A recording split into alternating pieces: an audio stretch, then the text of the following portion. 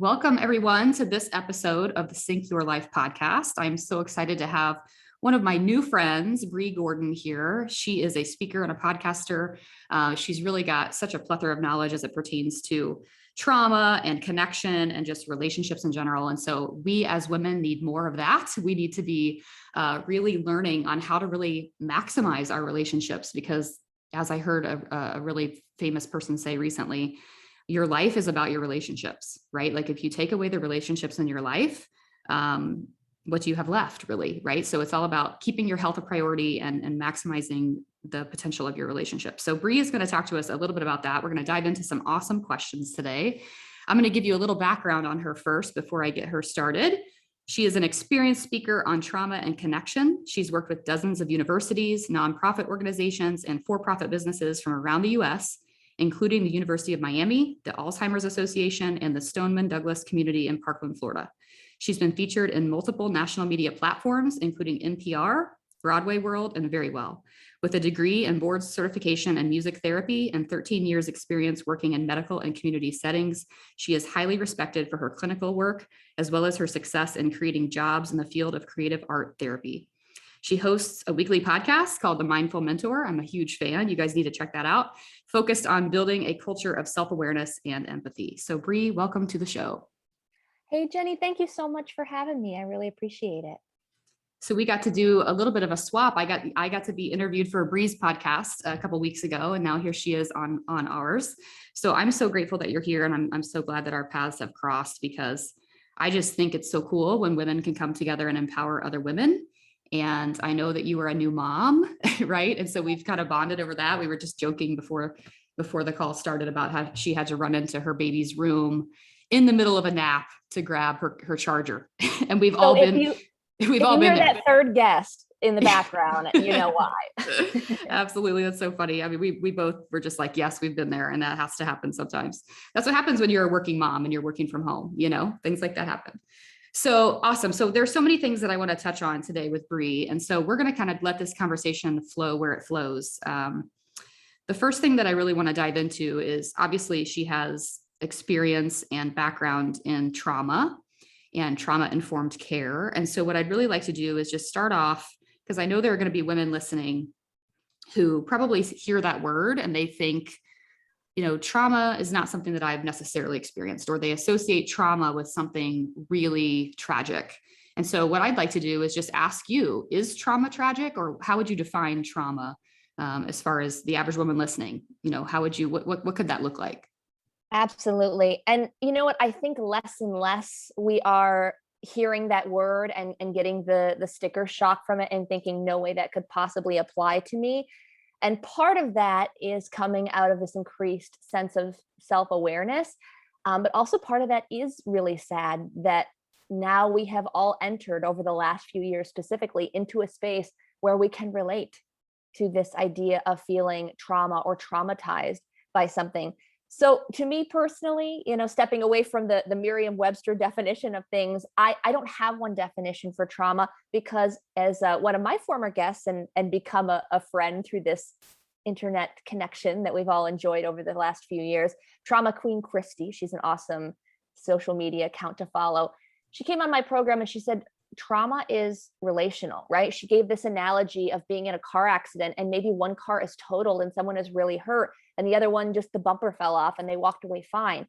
That doesn't mean, even though they had two completely different experiences and two different degrees of physical trauma, that doesn't mean that they both don't have a sense of trauma from that accident, that one is more valid than the other, or that one is more real than the other. So I think the first thing to know about trauma and being trauma informed as someone who might be in relationship with someone with trauma or working with those who've experienced trauma is that what's real is real for a person, right? It might not be something that if we experienced it, we had the same reaction to it. We feel activated by something in the future that brings us back to that moment. So we're all kind of on this spectrum of trauma. Little T and big T is one way that people often describe it. But I think to qualify it for ourselves and for others, it's really hard to do so because we've all had our own unique experiences, our own unique journeys. And I think in the same way, our traumas are unique. Absolutely. I couldn't agree more. I think, I think back on if we would have started this by saying, Jenny, what trauma have you experienced? I think my first reaction would have been like, I've been fortunate to not have any trauma, right? I haven't had that car accident or anything like that. But then when I really think, like listening to you define big T, little t, it makes me think like, no, I think I have had some moments in my life, certainly when my dad was diagnosed with cancer and my family's life completely shifted and I had to sort of grow up fast, right? Mhm. Like that was probably a source of some trauma, childhood trauma for me. Absolutely. And so now my wheels are spinning as far as like, okay, like, and I really think that these, even just the little T traumas shape us, they really Yeah. shape us. And one thing that comes to my mind as you're talking is I just had a phone call yesterday with a friend who just had her first baby. The baby's like 2 months old now. And she was telling me that she really has not even been able to come to a place where she could share her birth story because the birth story was so traumatic. And so she got really emotional on the phone and it was just the two of us talking. And it just makes me think like, it's so we, to kind of coin the phrase that I think Michael Phelps brought up at the Olympics last year, right? Like it's okay to not be okay. And regardless of whether you're cruising through it or maybe in listening to this, you're thinking, gosh, maybe there are some moments in my life that have shaped me that have been a little bit more traumatic than I thought, right? Like that all plays a role in who we are and what makes us, confident, what makes us, I guess, courageous in certain moments. So what I want to hear from you then is like, assuming now that most women have experienced some level of trauma, whether it's big T or little t or both, what does healing look like?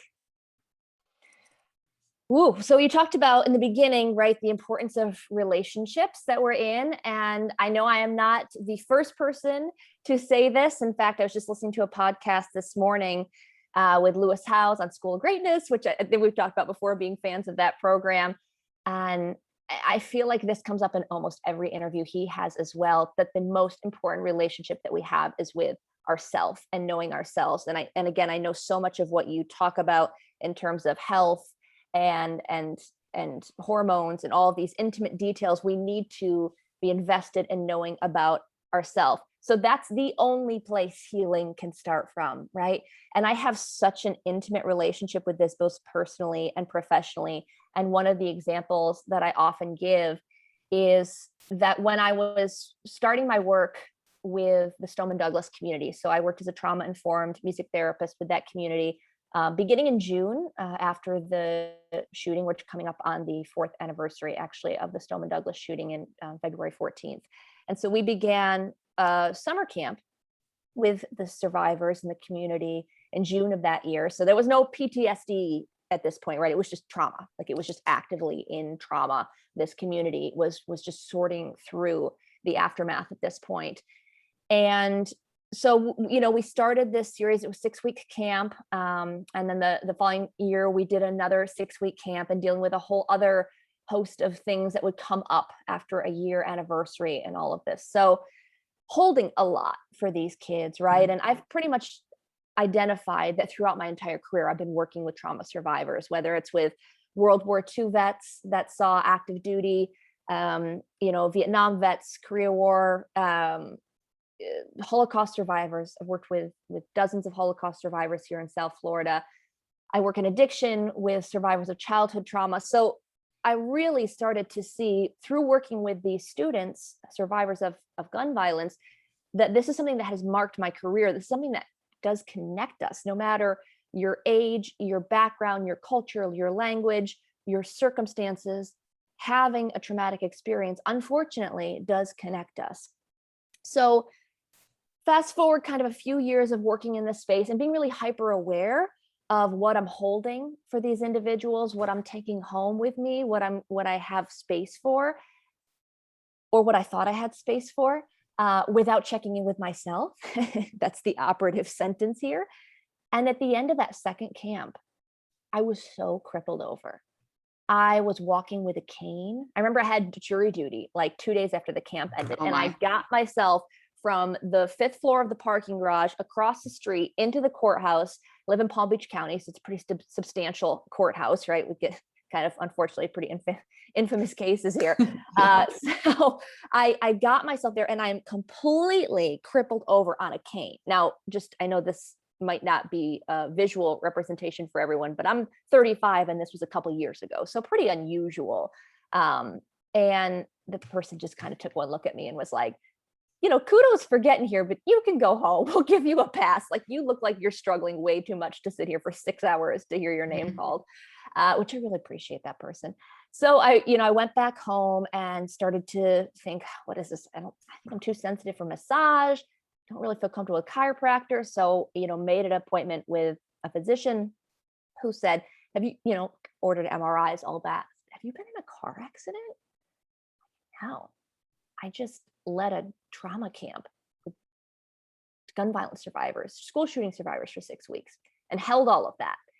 And that had manifested itself. I had 3 herniated discs in my back, I had spinal stenosis. I was, prescribed several months of PT, which worked wonders. And I was no longer, needing to wear a brace or a cane or any of that stuff. But my gosh, I'm thinking, I have been in this field for how many years? I've been through how many rounds of therapy for myself since, I was in college. I had dealt with all this stuff. What could this possibly have brought up new that was so significant? It rocked me to the point I couldn't get off the couch, right? And so I just bring up that whole story to say, like, I'm not coming to you as someone who's like, hi, I'm healed. Hi, my name is Bree. I'm aware of all these things, and I have arrived at the echelon here, right? It is a constant relationship with yourself, a constant checking in with yourself, and hopefully checking in with yourself before you get to the point where you are literally disabled by what is going on with your emotions. Because I think we all know by now, right? Our body is holistic. If something is affecting us emotionally, socially, mentally, behaviorally, it is going to manifest itself in your body eventually. Absolutely. So I think healing comes from recognizing those early signs. For me, that is totally like brain fog, or, that feeling of restlessness, a little bit of anxiety feeling, not being able to focus on stuff, being forgetful, word finding things. So once I can become, also all of that is associated with like pregnancy and being a new mom. So I'm like, am I in trauma or am I just exhausted? And working through that level of knowledge of yourself as well. But really almost like writing it down, or have something like a checklist for yourself. Like, how am I doing today? And do I need to check in with anything? Checking in with something looks like going outside and getting grounded and getting your feet in the grass, feeling the sun on your skin, working out, doing your favorite workout program, calling a friend, sitting with a book, listening to your favorite music. Obviously, as a music therapist, I'm a big fan of that one. And it is also going to therapy. That is not like, oh, I'm in total panic mode, I need to save my marriage, I'm already down this road struggling with postpartum depression. Those are real things, and I certainly advise someone going through that to get help as well. But a therapist can really be best utilized to walk through that journey with you before you get to that point where you're really in crisis mode. Yeah, you just led the conversation exactly where I wanted to go, which I have 2 things on my mind, and I'll start with where you just left off, which is therapy, right? Like normalizing therapy, I think is so needed. So how does somebody get started with, finding a therapist, like finding the right type? I know there are different types of therapies out there. Like, what is and I would also love to hear about music therapy, honestly, because that's not something that I'm really versed in. So I'd love for you to touch on both. For sure. So just start with your traditional talk therapy, as that's probably more recognizable to most. Not always the most comfortable, right? Which is why the creative arts therapies are such an attractive option sometimes, because that focuses off having to kind of sit and talk through your problems and more to kind of create, process, and express. But to start with traditional talk therapy, you bring up a really good point that sometimes it's really hard to find that person. So I really want to encourage anyone who's listening, who's like, I've tried it, it was terrible. Like, it didn't work. I did not feel a connection with my therapist. I didn't agree with their advice, or I felt like I was just talking the whole time and nobody helped me with anything.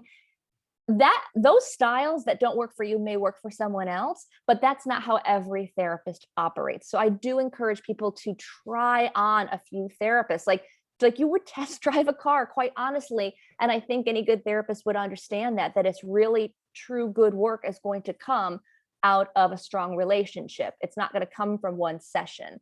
So Psychology Today is a great place to start. You can type in your specifics, whether it's related to, grief and bereavement, or you want someone who's trauma informed, which basically just means they practice through a lens of being aware of someone's trauma, knowing that certain words or memories or smells or anything like that can activate a trauma, and is sensitive to that response in the treatment, which is so important. Whether it's related to relationships, divorce, being a widow, and anything like that, you can type in those specific things and be guided in the right direction. I know there's also filters on there for anyone who's struggling with, gender or sexual identity, LGBTQ. So find that person going in the door that specializes in the unique needs that you have, which I think is really cool. There's even a platform for that, because that's fairly new, right? In the last 15, 20 years that we can check out our therapists to that level online. It wasn't like that many years ago. And I think that stopped so many people from walking in that front door and not knowing truly what to expect from the other person. Music therapy is just a great blessing in my life, honestly, that I've kind of found in high school, which most people don't really know about. We're kind of the best kept secret in healthcare, which is unfortunate. You never want to be the best kept secret of anything. So I really appreciate the opportunity to be asked to share with your audience what music therapy or the creative arts therapies are. So creative arts therapies entail music, art, drama, and dance therapy. There's also expressive arts therapies as well. And basically, like I said, this takes the focus off having to sit down and talk through your feelings. Instead, you are invited with the therapist to create, to use the arts as a means of expression, and then to process through that. So I work specifically in oncology, both at chairside or bedside as individuals are receiving their infusion, their chemotherapy treatments. I also do support groups as well. I work with adults with neurodegenerative disorders, so those who are diagnosed with Alzheimer's, dementia, Parkinson's, ALS, stroke survivors. And as I mentioned, I also work with trauma survivors in addiction, survivors of childhood trauma, or those who have experienced complicated grief. And then, unfortunately, I have now kind of carved out a place in my career where I'm working with gun violence survivors. Not only those who survived a school shooting, but the kids that, unfortunately, this is a fear for them every time they are walking to or from school in their own community. So what is it's hard to say what this looks like from day to day. As you can tell, I kind of work with a wide range of individuals, but there is a lot of active music making. So even if you are not a musician, that might look like learning an instrument to build up a sense of self-worth or confidence. That might look like kind of drumming together, improvising together to explore your own unique voice while being a part of a community of sound, songwriting together to express your feelings in a way that can be represented in sound and rather than just spoken word, if that's not very comfortable. And also working together as a collaborative group to, again, have your voice be heard and also echoed back to you and someone say, I feel that way too, right? In fact, one of the first songs our kids wrote in the Stoneman Douglas community was exactly on that theme that you mentioned of it's okay not to be okay, right? And just kind of become an anthem for that message. We do some music listening, sometimes passive music listening to hear our voice, our feelings, our experience heard in other artists, creating playlists to kind of give us something that we talk about in the session, but that can live outside of the session as well. They can return to connect with maybe it's an intention or an affirmation for the day. Lots of different every day, kind of a new creative adventure.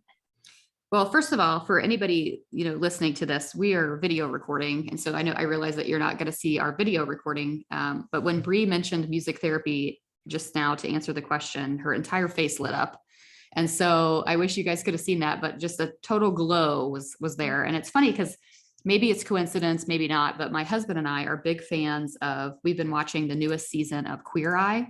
Oh, I'm not sure if you've seen the new season yet, but there Uh-huh. is the episode that we just saw was a lady who is I don't know the official term, but it was some sort of animal therapy. So she has horses and Did you weep? I wept through that I was entire episode. literally Yeah. like so emotional through that whole thing because first of all, she had the same type of reaction about animal therapy that you just did about music therapy, because both of you guys have seen people, you know, probably just light up through those different methods. And so it's so funny because that space that you just gave me was like the same experience that I just had watching the lady on the episode. She specifically worked with, you know, like children that were dealing with autism and other things, and how just simply touching a horse and being next to a horse or an animal of some kind was just so soothing to them. Yep. And so this definitely has power. You've covered so much. I want to make sure that I want to rewind just a little bit to a couple of things that you said when you were sharing your story specifically about the gun violence and how you were sort of holding on to the phrase that you used was, I held all that.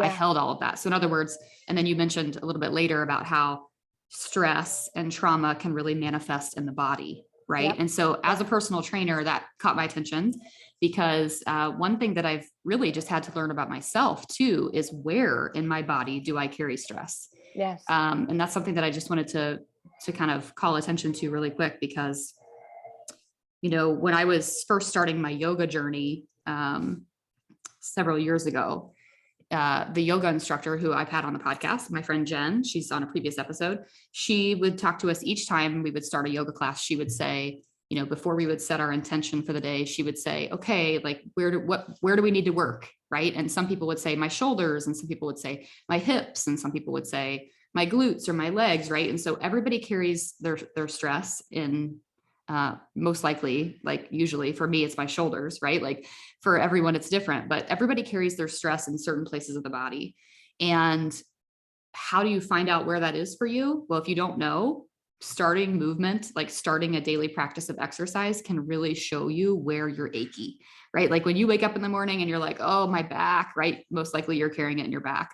If you do a yoga session and you feel like, oh my gosh, I'm so not flexible in my hips, like most likely your hips are carrying a lot of your tension. So it is so important to call that out, because just like I'm sure, you know, like you've been talking about music therapy and we just mentioned animal therapy. For me, I get a lot of my therapy through movement, right? Like getting my body to move in a way that is distracting to me from other stresses, and that really gets into those places, into those really tight places of the body, is so crucial. So I love that you talked about stress manifesting in the body, and I just wanted to call special attention to that. So let's say that, you know, like I mentioned, I just had the phone call yesterday with my friend who was sort of dealing with a recent childbirth trauma. And my question to you is, you know, you said earlier that trauma connects us, unfortunately, right? What is it that we can say to someone? Like for me personally, I've not had the same exact trauma as my friend, but I have, obviously we've discussed, each of us have had different traumas. How do we act around somebody, or what do we say to somebody who is going through trauma? What is the best thing to say? Or do we say nothing? Is it more of our action? What is the best thing to do? I'm so glad you asked this question. Another topic that tends to come up a lot when I talk to people, and it's not even something that we discuss ahead of time, is this idea of how we're so impacted by grief, right? I think that's something that everyone has experienced on some level, that we don't automatically think of, I'm traumatized by this loss. And so for me, when you ask the question that you just asked about, what do we say, you know, to be there for someone?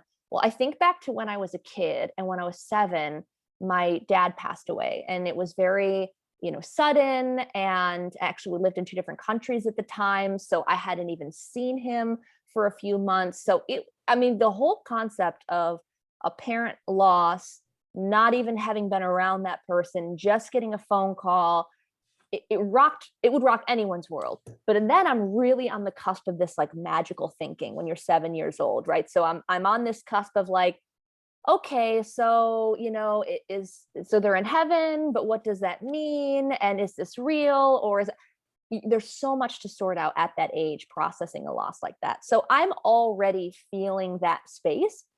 And this was summer before school started in September. And I'll never forget, unfortunately, and honestly, I don't blame people. They didn't know what to do. Everyone just acted like it never happened. I think my teacher greeted me with like a hug my first day of school back, but then no teachers, no friends' parents, nobody ever brought it up to me again. And I really don't even know if I talked about it until like college. It was Mhm. just like, that's uncomfortable. We don't want to bring that up. I think that the thing we tell ourselves is, I don't want to make that person uncomfortable, so I'm not going to talk about it. Mhm. Well, really, it makes us Yeah. uncomfortable to talk Mhm. about it, right? And so, honestly, as an adult, I've had to sort through that. I've had to sort through that feeling of being a child and having your reality denied by everyone around you. And it feels like you're, maybe losing your mind a little bit. Like, well, did this person exist? No Mhm. one's talking about this person. Am I the only person that remembers that this happened?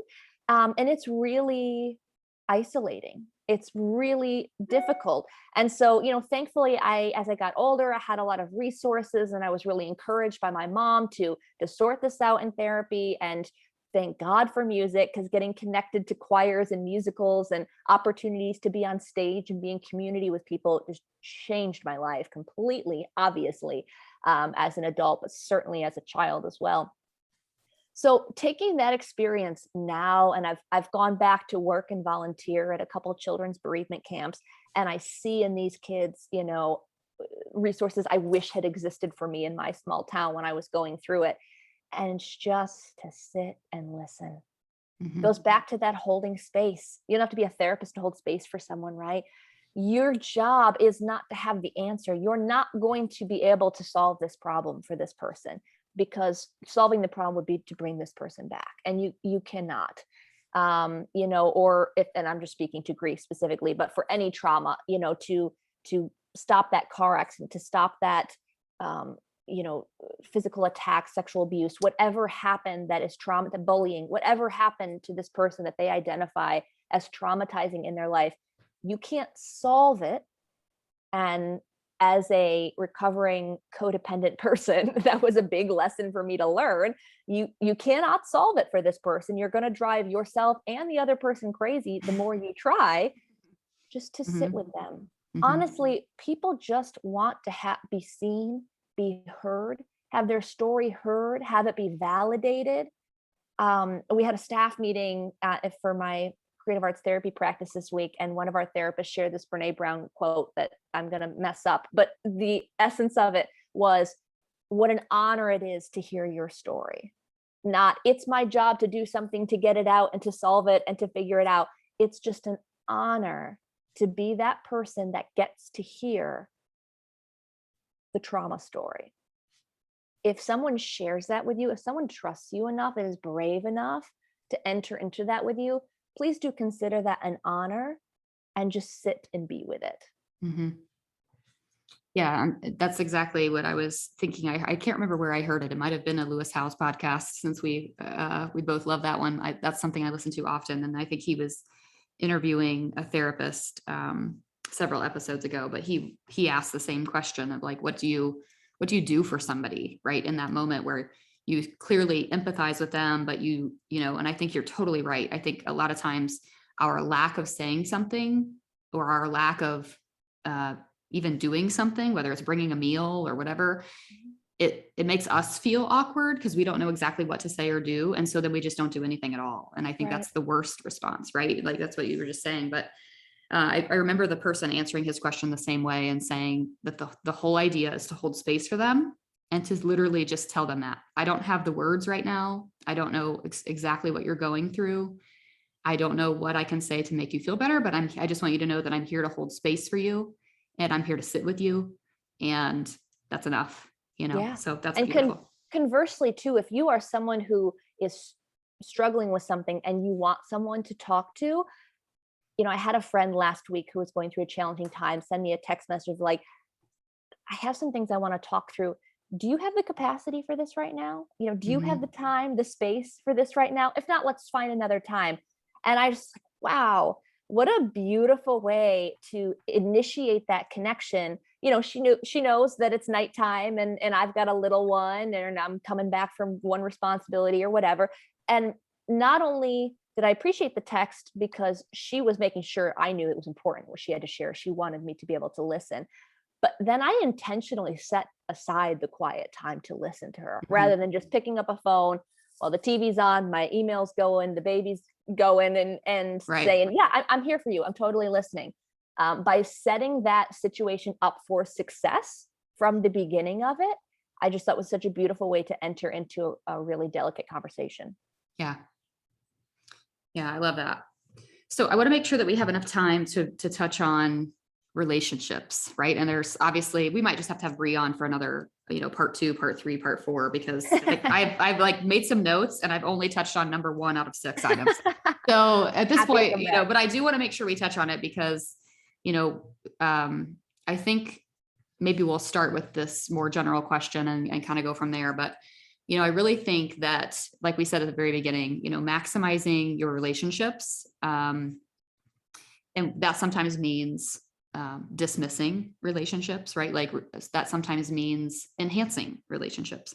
So my question that is sort of our starting point here is, how can we really make the relationships in our life that mean something to us?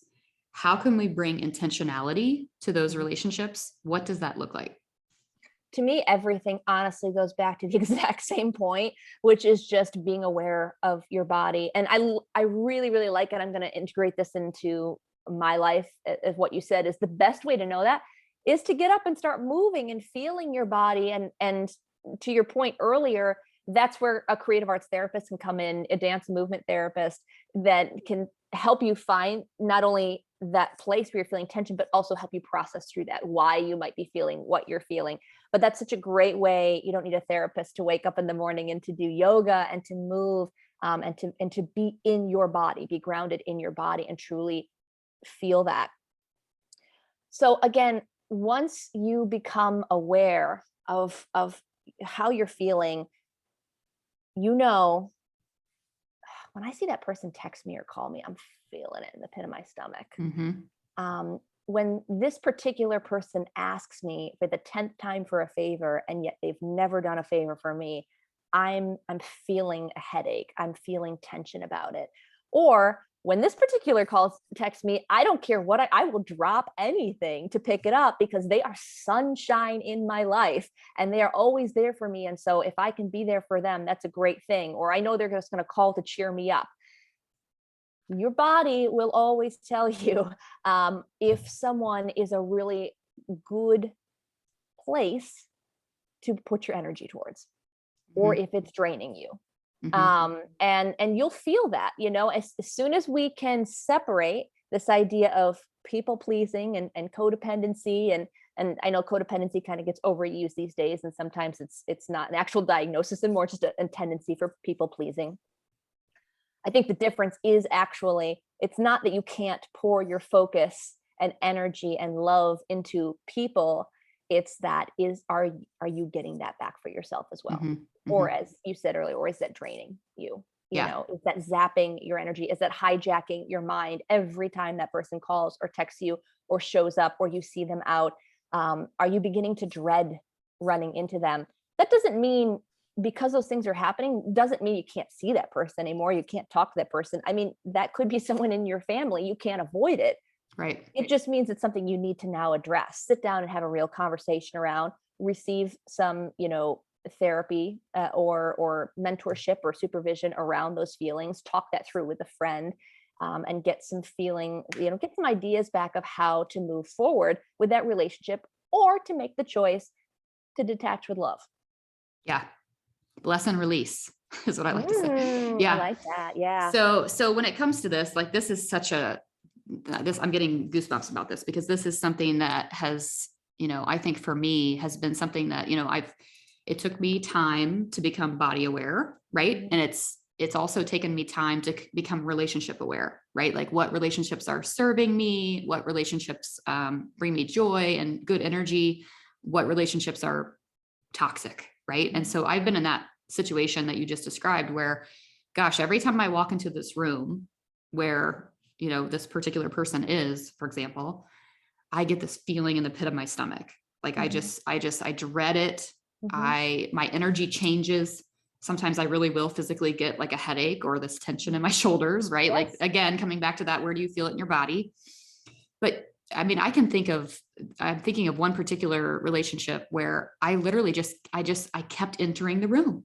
Like I didn't, and it all comes back to what you just said, which is awareness, right? Like I kept entering the room and I kept going through this cycle of stress and finally, I remember my husband actually said to me, "Why do you keep entering the room? Like, why do you?" And I was like, because I guess that's a choice, right? Like, I guess I don't have to, right? Like, Exactly what I was going to it's say. so crazy. And you're It's like, a metaphor and literal. it is.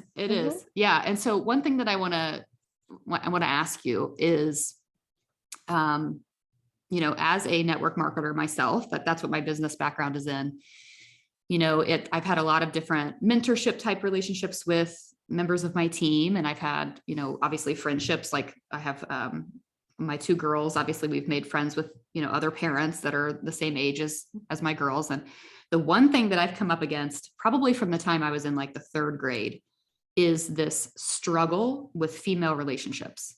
And I don't think it's just me, because I know I've been listening to some podcasters like Lori Harder, for some reason, the other chick I'm blanking her name right now, but I've been listening to these other podcasts where these women are really pursuing relationships with other successful women and how difficult it can be to find like-minded women.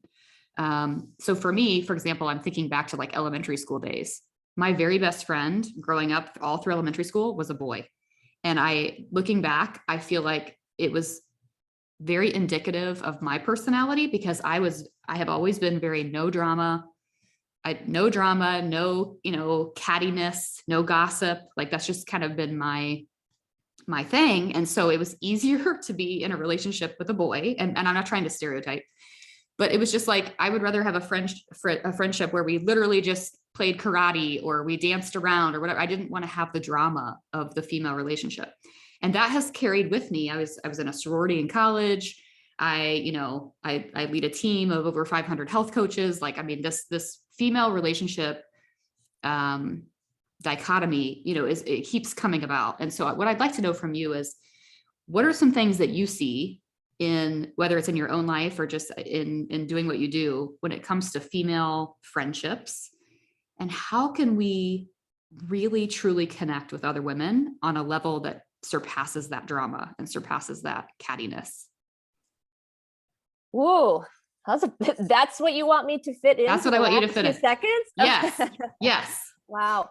You know what? I do relate definitely to what you're sharing, but as you're speaking, I'm thinking about like how many incredible women I truly am surrounded by, that I've just become friends with at a young age or at some point through my life, and have just held on to, like, these friends that I can think of to point to, I've just had for like 10, 20, 30 years, quite honestly. Mm-hmm. So I think first, if you found that person or those people, even if it's that one person, hold on to them. Like, Yes. let's point your intentionality towards fostering that relationship, because it's rare and it's special and it's unique.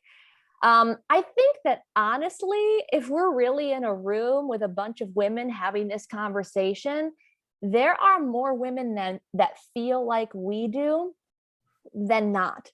But for some reason, at some time in our upbringing, the media, the pop culture, everything that we receive, that we take in, tells us that the way to succeed is to compete, is to compete and compare. And obviously we all know the quote, comparison is the thief of joy.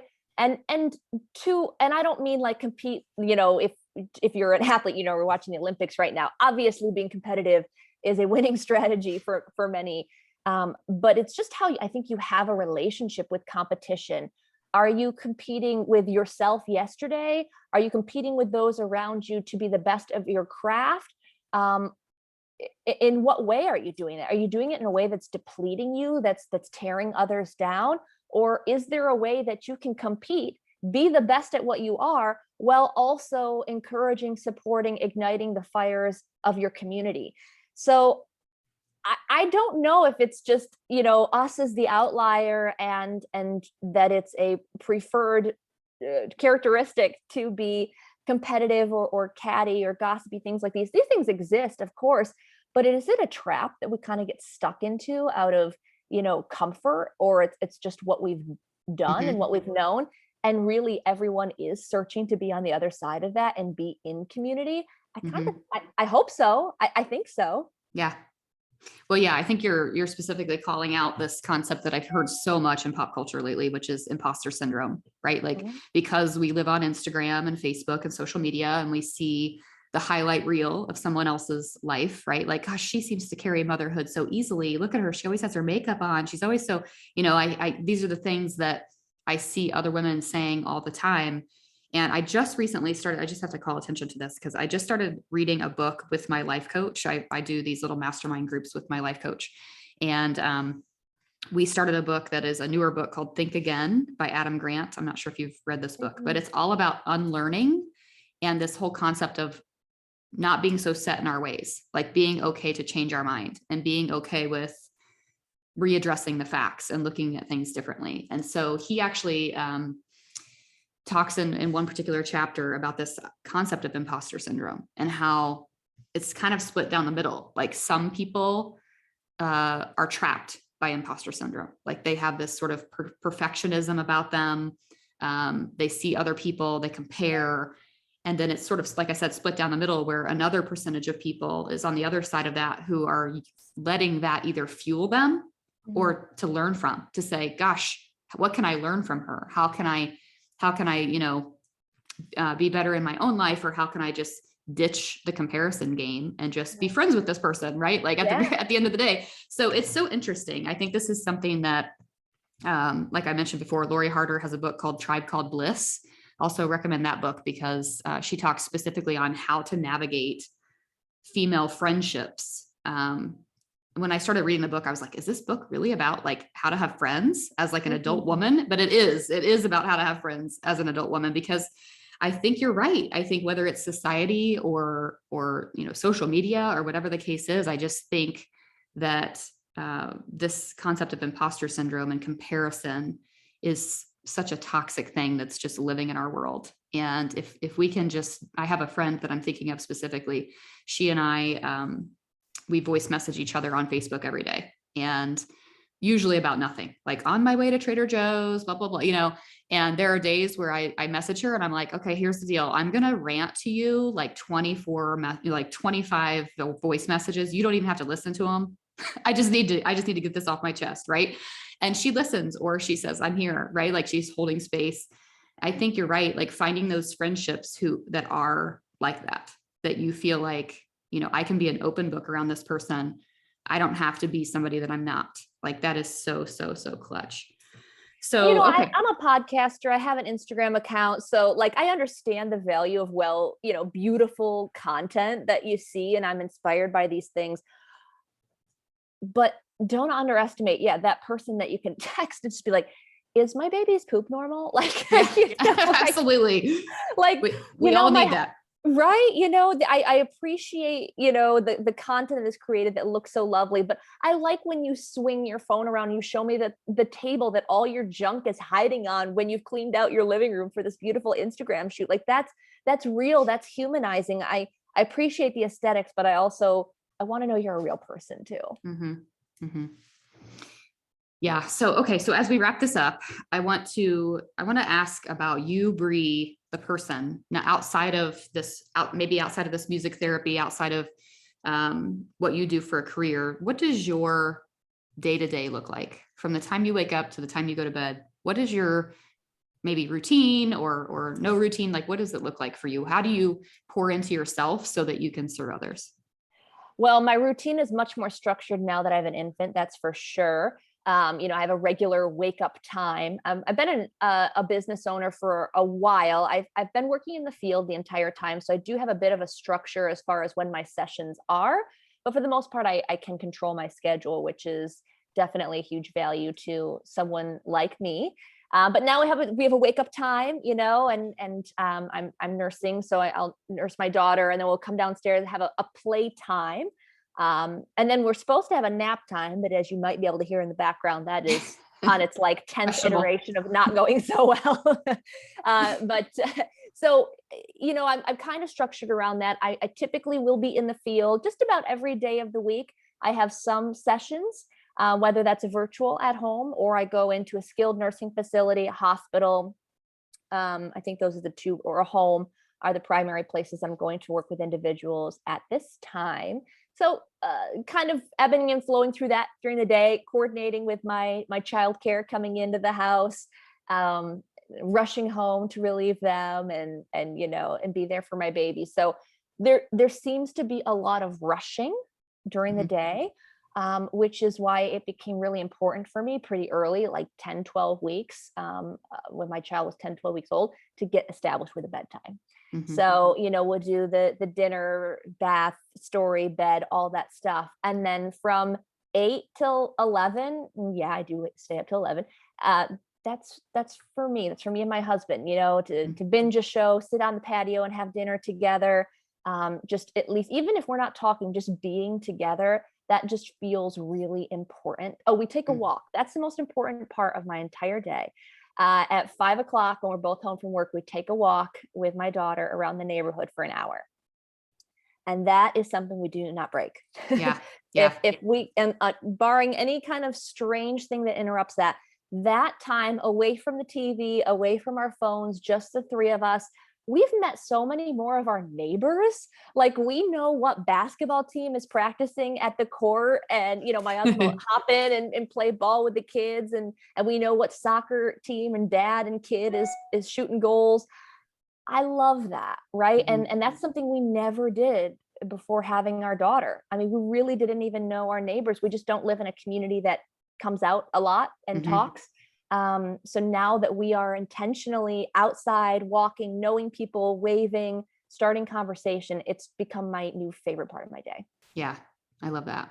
My husband and I too, we look forward every night to, I love my children, but we look forward to bedtime, because bedtime is like, oh, okay, now we can really just sit with each other, be together. Yeah. Right. I love that you guys are going on a walk. Like, I love all that, because I just think it's so important, because if we're not having at least a little pocket of time each day for ourselves, like, how can we be the best for other people? Right. So 100%. Well, Bree, I've loved this interview. So we're going to have to do more, because I did not even touch on everything that I wanted to talk to you about. But before we sign off, first of all, I just want to mention, I'm a fan of her podcast, The Mindful Mentor. You guys can check it out. I'll have everything linked up in the show notes, but tell us, Bree, where can people find you? All of that good stuff. Yeah, thanks so much. Yes, Mindful Mentor, as everyone loves to say, wherever you enjoy podcasts, you can find that: Apple, Spotify, all of the places. And you can follow me on Instagram at Mindful Mentor Bree, Facebook, The Mindful Mentor. And you can check out our website at www.mindfulbree.com. And if you want to get in touch with me, ask any questions, info@mindfulbree.com. Awesome. Okay, perfect. We'll have all of that linked up for people, so it's nice and easy for them. So thank you again so much, Bree. I'm so glad our paths have crossed. I know we'll talk again soon. Thanks so much, Jenny.